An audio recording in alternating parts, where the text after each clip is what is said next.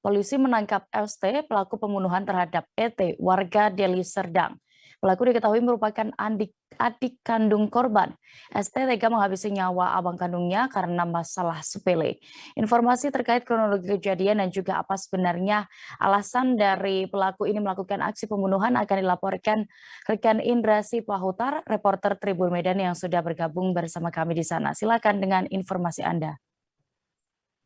Ya, dapat saya sampaikan bahwasanya peristiwa itu terjadi pada 5 Mei sekitar pukul 16. Jadi pada saat itu pelaku dan korban ini sama-sama sedang berada di kebun sawit milik orang tuanya. Jadi di sana mereka ini menjual sawit, hasil buah sawit ini kepada salah satu agen atau pengepul sawit yang keliling kampung. Jadi pada saat itu korban ini langsung marah kepada adiknya karena memang sebelumnya ini mereka ini memang ada masalah di lingkungan keluarga.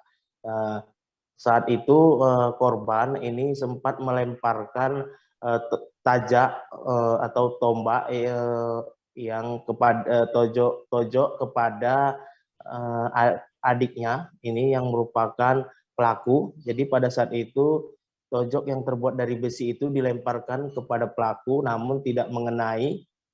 Baru kemudian oleh pelaku tojok kemudian dilemparkan kembali kepada korban dan sempat mengenai dadanya. Setelah terkena dada, baru kemudian pelaku ini mengambil parang yang kebetulan terikat di pinggangnya dan langsung membacoki korban beberapa kali. Saat ini pihak kepolisian dari Polresta Deli Serdang sendiri terus mendalami motif pembunuhan ini karena memang untuk sementara waktu motifnya itu hanya dilatar belakangi sakit hati karena memang adik korban ini sering melihat kalau korban ini sering memarahi orang tuanya dan membuat orang tuanya terkena penyakit stroke. Jadi untuk kasus ini pihak kepolisian menjerat tersangka dengan pasal 338 junto pasal 351 KUHP dengan ancaman hukuman 15 tahun penjara. Begitu dia.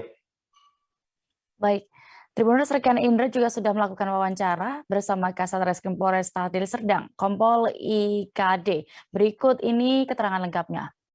Jadi berdasarkan hasil pemeriksaan kami, hasil pendalaman kami untuk antara korban dan pelaku, di mana korban dan pelaku sudah ada selisih paham terkait dengan permasalahan di lingkup keluarga, yang mana orang tua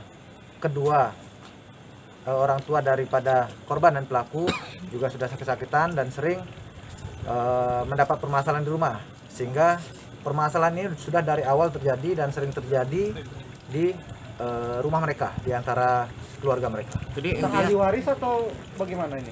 Kalau untuk ahli waris sampai saat ini belum ada mengarah ke sana pemanggilan ahli waris, karena si korban sudah diberikan lahan untuk dipanen, sementara tersangka juga sudah diberikan lahan untuk memanen. Jadi sama-sama sudah diberikan lahan untuk dilakukan panen. Namun mungkin karena ada ketidakpuasan antara korban dan pelaku, sehingga terjadilah selisih paham. Berarti kemarin yang dipanen itu lahan yang punya masing-masing lahan. Si korban memanen lahannya korban, si pelaku memanen lahannya pelaku. Terima kasih sudah nonton. Jangan lupa like, subscribe, dan share ya.